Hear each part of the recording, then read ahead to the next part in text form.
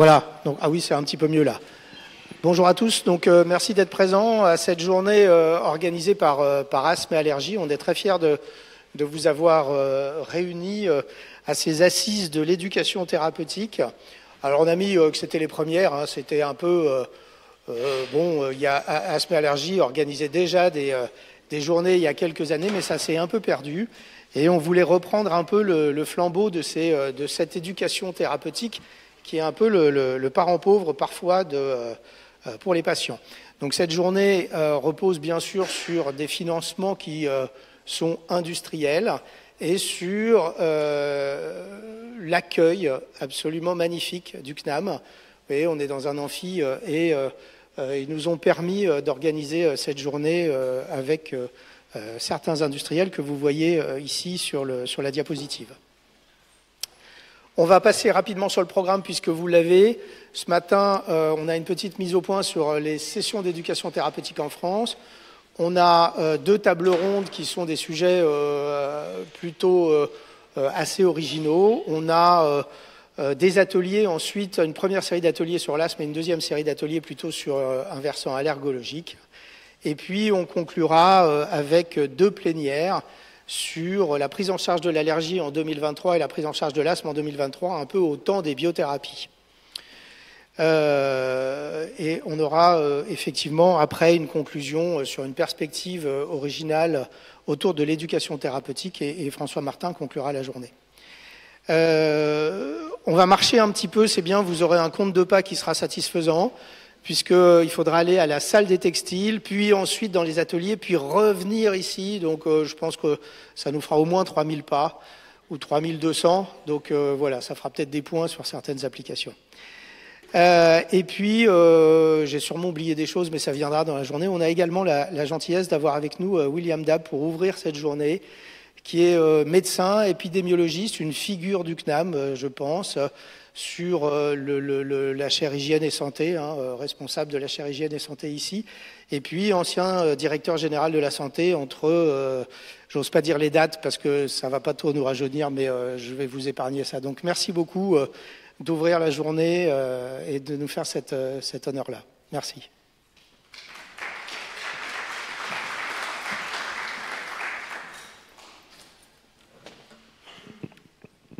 Cher professeur Garcia, chers collègues, mesdames et messieurs, oui, je vous souhaite la bienvenue au Conservatoire national des arts et métiers. Notre maison a été créée par un vote de la Convention en 1794, comme le rappelle d'ailleurs la plaque qui est au-dessus de l'entrée principale. Un vote qui a été pris sur la base d'un rapport de l'abbé Grégoire qui était inspiré par Condorcet. Cet amphithéâtre porte son nom et les valeurs d'émancipation, d'égalité, de laïcité, d'ouverture au monde et d'innovation restent actuelles et partagées par tous ceux qui font vivre cette maison, qui est un grand établissement de l'éducation nationale. Dans cet amphithéâtre, l'empereur Napoléon III et l'impératrice Eugénie venaient suivre les cours du CNAM dans cette loge. Bon, ils n'ont pas pu être avec nous aujourd'hui, ils s'en excusent. Au CNAM, nous offrons des enseignements à des adultes, des enseignements orientés sur les métiers, plus que sur les disciplines, comme le faisait et le fait encore l'université.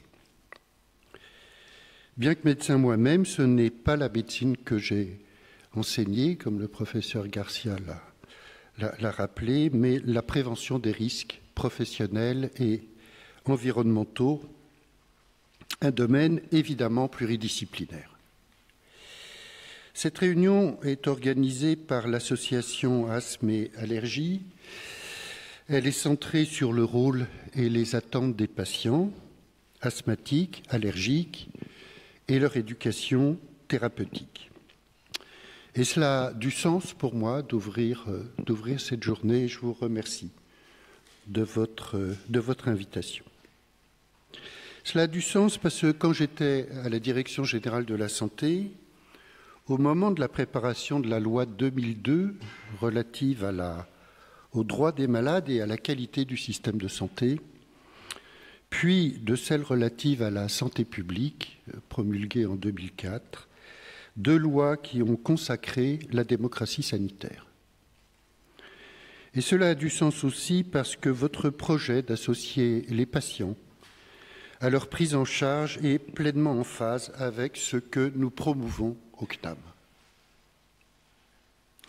C'est pourquoi nous avons coproduit un MOOC qui visiblement a eu du succès, un MOOC de formation sur l'asthme.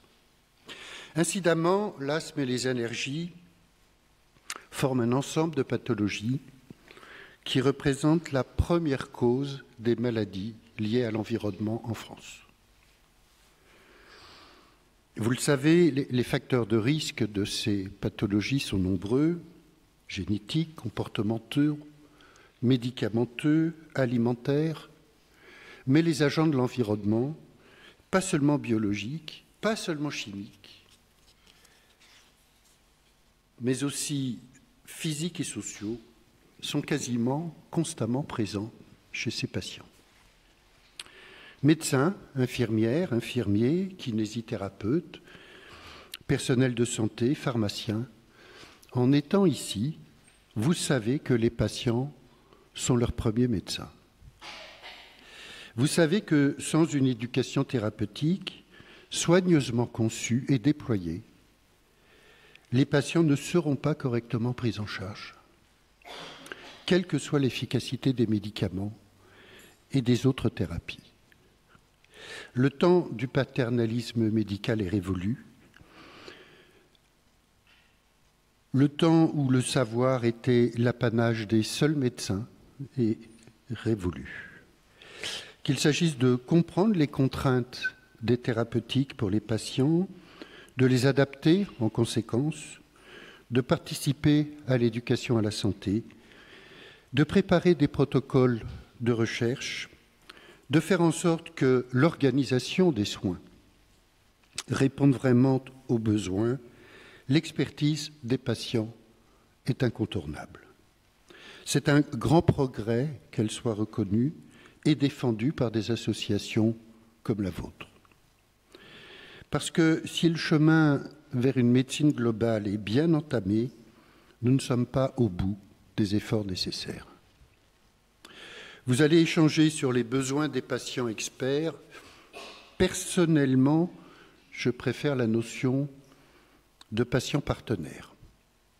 C'est une nuance, mais qui souligne peut-être mieux, je trouve, la nécessité d'une approche collaborative entre soignants et patients. On ne s'improvise pas expert ou partenaire. C'est le résultat d'un investissement personnel, d'un effort de formation rigoureuse, d'une volonté de construire une relation d'écoute et de partage fondée sur des faits et non sur de simples opinions. C'est ce qui vous anime aujourd'hui. Je vous souhaite une bonne journée d'échange et nous serons toujours heureux de vous accueillir au CNAM.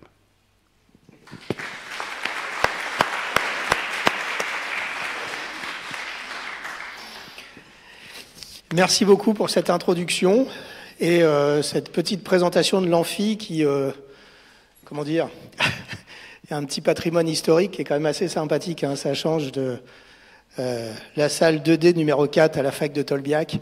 On trouvait que c'était mieux ici. Merci beaucoup.